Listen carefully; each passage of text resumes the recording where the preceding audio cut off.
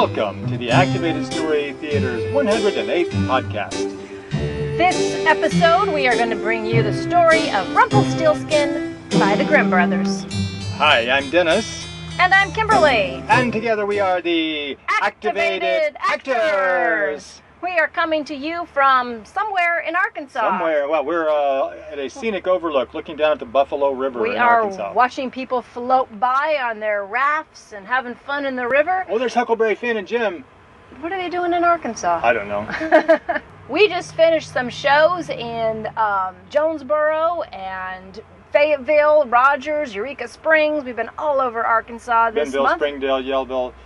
Just finished one in Yellville today. Green Forest. Been having a lot of fun with everybody in Arkansas. We have a couple more shows coming up in Arkansas, in Hot Springs. Yay, Hot Springs. Yay. Mineral water. And Wynn and Augusta. And then we will be on our way to Missouri and Virginia. And we'll tell you some more places that we're going to this summer at the end of the show. We have our World Tales show up and running now.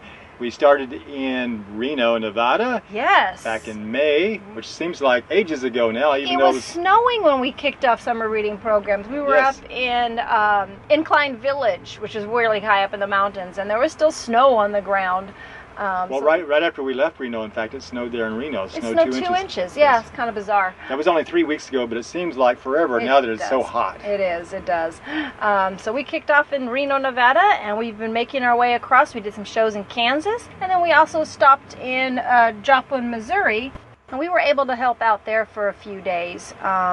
Really encourage anybody who has the opportunity to get to Joplin to do so, because they really need help recovering from the tornado that hit them. About half the town was just demolished. Yeah. I mean, you can't believe it until you see it. I'm sure you've probably seen pictures, and we have pictures of it on our website as well from our visit there and some of the work we did. We took some video and did some photos, just so you can see what the damage is that's been done and how much help that they need. And if you can't get there, they could really use a lot of things: water and medical supplies, clothes. There's so many homeless people now. If you have a chance, please go to Joplin. If you don't have a chance, please send them some help, because they could really use it.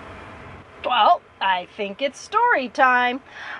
We are bringing you the tale of Rumplestiltskin by the Grimm brothers. Once upon a time, there was a miller who had a beautiful daughter who enjoyed spinning cloth at her spinning wheel. One day, the king passed through the village, and everyone came to greet him and try to win his favor and perhaps a reward. Greetings, my subjects. How is everyone this fine day? Greetings, your majesty. I am a dairy farmer, and I made this special cheese just for you. Oh my, that looks fine indeed. Here, take this bag of gold for your efforts. Oh, thank you, sire. There is more cheese where that came from. Greetings, your majesty. I am a cobbler, and I made this pair of riding boots just for you. They're excellent for riding, but not so good for walking because of the way they're swayed. Oh, how splendid. Take this bag of gold for your troubles. Oh, thank you, sire. I can also make them for your other foot if you like. Soon, the king passed by the miller's house. Greetings, your majesty. I am a miller, and I have a sack of flour that I have milled just for you. Oh, that's very nice. Thank you. I'm sure the royal chef can make some decent bread out of it. Good day. Oh, but wait! I also have a daughter who is very good with her spinning wheel. Oh, how nice. Well, have her spin some yarn and send it to me if you like. I do have a few cats who'd love to play with it. Now, good day. Yarn, sire? Why, she doesn't spin yarn. She spins... she spins straw into gold. Fiddlesticks. That's impossible. It may well be, sire, but she can do it. Now, that must be worth something, eh? It certainly is. Bring her to me tomorrow, and I shall put her to the test. So, the next day, the miller's daughter was brought before the king, and he said to her, Now then, young lady, here is a room full of straw, and here is a spinning wheel. And here are some pods of black-eyed peas in case you get hungry. Pods of black-eyed peas? That's an odd snack. Well, I've been told that some people never work without iPods. Now then, I'll lock the door and come back tomorrow morning. If the straw has been spun into gold, you shall be handsomely rewarded. Oh, and if not? Oh, I'll just cut off your head. You're joking, right? Of course I am. Oh. I'd never do such a thing as that. Oh. I have an executioner to do it for me. Well, have fun. But, oh, how did I get myself into this? Oh, of course, it was my dad's big mouth. Oh, it's hopeless. How am I ever going to spin straw into gold? Oh.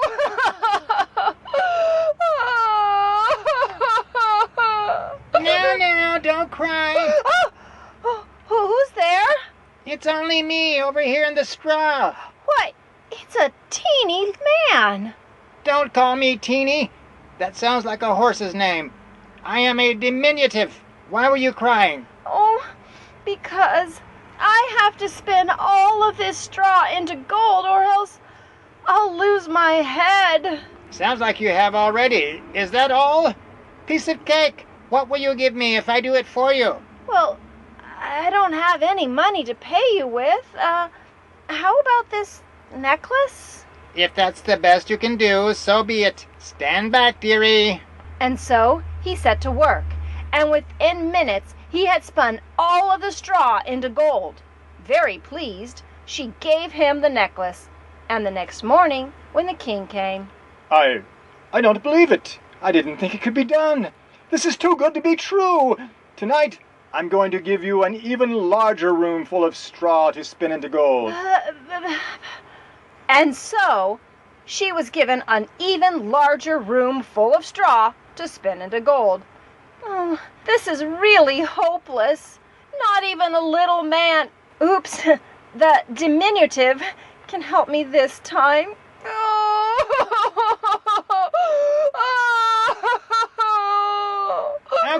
Okay, what's wrong now? Oh, you again. Oh, I have to spin twice as much straw into gold this time. There is no way a diminutive little fellow like you could get me out of this. Never underestimate me, dearie. Yeah. What will you give me if I can do this job? Oh, if you do this job for me, I'll give you this ring off my finger. Well, not a bad piece of jewelry, I guess. Very well. And he began turning the spinning wheel faster than before. Soon, all of the straw had been spun into gold. The astonished girl gave him the ring, and he left. And the next morning... This is amazing. Absolutely amazing. It's like having King Midas's goose, or something like that. This time, I take you to a much, much bigger room full of straw. But... And this time, he took her to a room full of straw that was enormous, cavernous, titanic, and gargantuan. Beside which, it was really huge. Well, I know what to do now. Yeah, I had a feeling this would happen. You can probably guess what I want now. Yeah, I read your mind. The trouble is, I have no more jewelry to pay you with right now. But when I get out of here, I promise I'll come up with something. Never mind that. Really? Well, that's very generous of you. Not at all. Such a big job as this is going to require a very big payment. For this, I will have to have your firstborn child. Oh, well, that's an easy deal to make. I don't even have a firstborn child. Or a secondborn, for that matter. But when you do have a firstborn child, it will be mine if I do this task. Agreed? Sure, why not? I don't even plan to be a mother anyway. What's that? I just said, my mother would have told me to do it this way. And so the deal was made. The little man, sorry, the diminutive spun all of the straw into gold in just a couple of hours, then disappeared. And the next morning, when the king returned. Wow, I have never seen anything like this. You are indeed a miracle worker. Listen, I could use a queen around this castle. Why don't you marry me, and then you can have all the gold you want. Or straw, if that's what you prefer. Surely a woman who works magic like this can help me keep my socks picked up. And so they were married, and the miller's daughter became a queen. And she and the king were very happy, and 1 year later, a child was born to them, and they were happier still. But then one night, as the queen and her baby were alone, the little man, the diminutive, reappeared. Greetings, my dear. You? Oh, what are you doing here? I don't have any more straw. I'm not here to be a straw man. I'm here to get paid. Hand over the kid. No, I won't give up my child. A deal is a deal. When somebody does a job, they deserve payment for it. But I didn't know what I was saying when I agreed. Too bad. I think the courts would side with me. I have a strong precedent in Piper versus Hamelin. Oh, I'll be very happy to pay you for the work. I'm rich now. You can have anything you want. What I want is what we agreed on. To us enchanted folks, honoring an agreement is much more important than all the riches in the world. Well, then, let's make another agreement. I never thought of that. Very well. Here's my new agreement.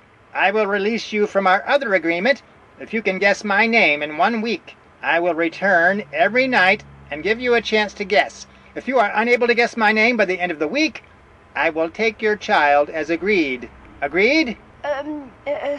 Agreed. The next day, the diminutive man came back, and the queen tried to guess his name. Let's see. Is it Thomas? Jonathan? William? Jeffrey? No, you're way off track. The next night, he returned again, and she tried some more unusual names.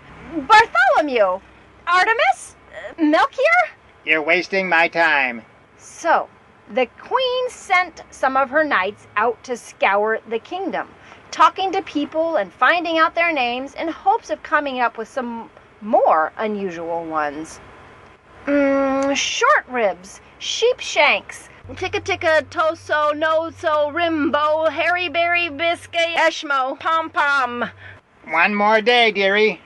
Yes, she did have 1 more day left, and it appeared hopeless. She sent every knight and servant she could find throughout the countryside looking for new names, but none of them could find any names she hadn't tried already. Then one of her servants told her, Why, the strangest thing happened today, Your Highness. I was out wandering through the woods, looking for hermits and such who might have unusual names, when I saw this teeny tiny little house. You might even call it diminutive, built into a hole in the tree, and I heard a voice singing, I'll get the child, I'll win the game, for Rumplestiltskin is my name.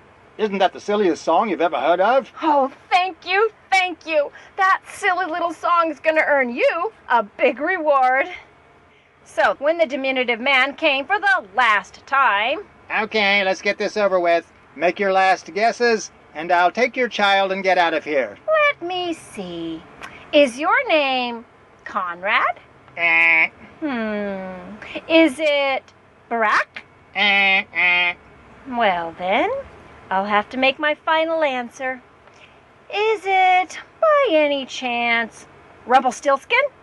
What? How could you? Who told you? And he flew into such a rage that he literally tore himself in two. Yeah, and I thought he was diminutive before. And that's the story of Rumpelstiltskin from the Brothers Grimm. We hope you enjoyed that story. That's one of our favorite classic stories. We are heading out. I told you about some shows coming up. We, like I said, are going to be in Hot Springs, Arkansas. That will be on June 20th. Then we will be back in Wynne in Augusta, Arkansas. That's on June 22nd.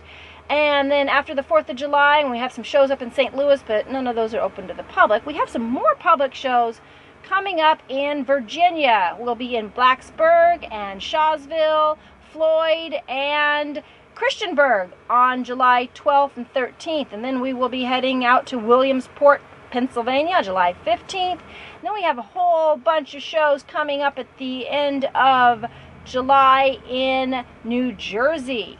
So we hope to see you at some of our shows this summer. This summer we do have a lot of public shows because we do a lot of libraries. So they are open and free to you. And if you can't see one of our shows, we encourage you to drop by your library and see what your library has going on this summer for summer reading programs. This summer we are celebrating One World, Many Stories. And we'll catch you next time. Thanks for listening.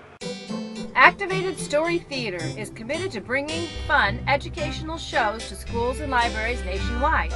On stage, we use physical comedy, American Sign Language, imaginative props, and a giant, oversized book to bring multicultural folktales to life. For booking information, check out our website, activatedstorytheater.com, where you can also find out when the activated actors will be performing near you. Read a story, or order one of our audio CDs. You can subscribe to this podcast on iTunes or listen on Stitcher. We look forward to your comments and folktale suggestions. Stay activated. Until next time.